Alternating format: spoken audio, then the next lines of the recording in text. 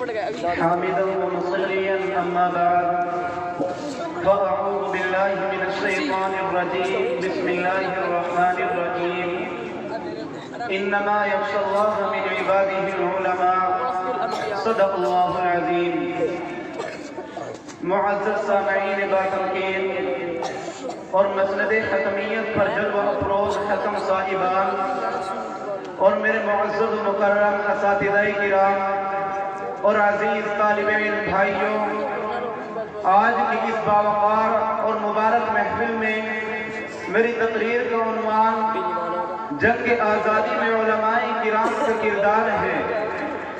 یہ عنوان اتنا وسیع اور کشادہ ہے کہ اگر اس پر گفتگو کی جائے تو ایک طویل عرصہ چاہیے، لیکن میں حیرانیت کے سمندر میں غرق ہوں کہ اس مختصر سے وقت میں اپنے علماء کرام کی کن کن خصوصیتوں کو آپ حضرات کے سامنے بیان کروں اور کن کن خصوصیتوں کو نظر انداز کروں۔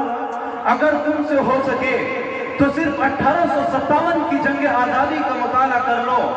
1857 کی جنگ آزادی کے بعد علماء کو سولیوں پر لٹکا دیا گیا، انٹیلیجنس کا نظام عام ہو گیا۔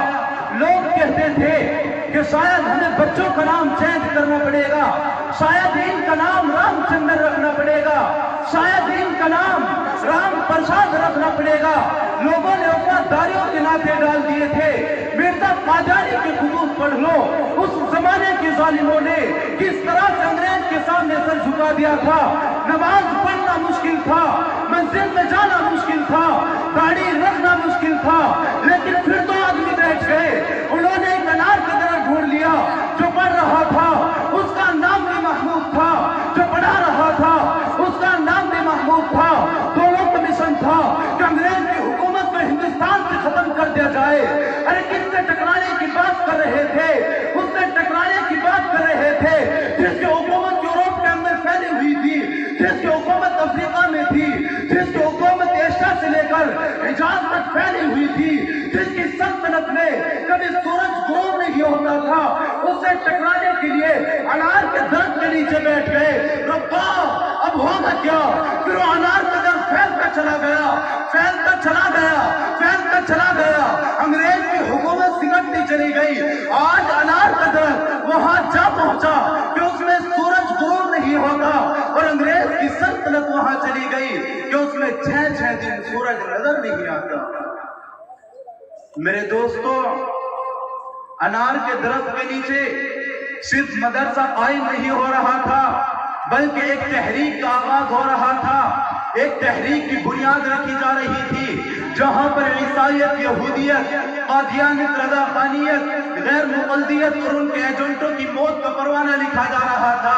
انار کے درخت کے نیچے صرف کتاب نہیں پڑھائی جا رہی تھی، بلکہ اس کتاب کو نافذ کرنے کا عزم کیا جا رہا تھا۔ انار کے درخت کے نیچے صرف علم کو زندہ نہیں کیا جا رہا تھا، بلکہ اصحاب صفہ کے چبوترے کو دوبارہ ہندوستان میں لایا جا رہا تھا تاکہ نبی کے طریقے کو یہاں سے اسی طرح سے آشکارا کیا جا سکے۔ لیکن پھر بڑے بڑے سیلاب آئے، مگر علماء دیوبند ان سیلابوں کا مقابلہ کرتے رہے۔ قادیانیت ایک ناسور بن کے آئی۔ علماء دیوبند نے قادیانی کی گردن میں ایسا ہاتھ ڈالا کہ مرزا اور اس کے پجاریوں کو لندن میں جا کے پناہ ملی، کسی مناظرے کے میدان میں ٹھہر نہیں سکے۔ علماء دیوبند کے ایک افراد ان پر بھاری رہا۔